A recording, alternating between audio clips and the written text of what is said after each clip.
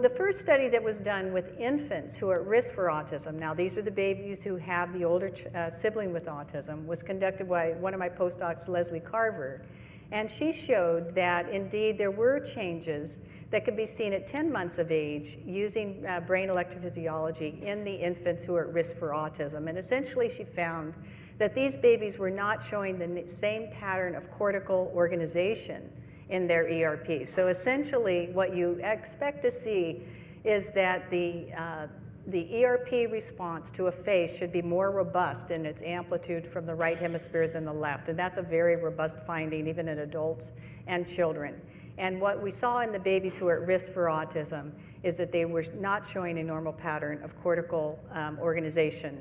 Now, what's interesting here is that this is not specific, however, to the children that go on to develop autism, but rather appears to be what we call an endophenotype. In other words, that it shows up in children genetically at risk, including those who do not develop autism.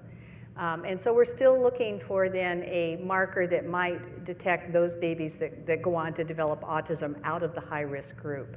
And that was published this year. And this is out of Mark Johnson's lab in the UK. And basically, he used a paradigm where the ERP response now is looking at sensitivity to eye gaze. So does your brain respond differently when you see someone who's making eye contact with you versus someone who's gaze averting?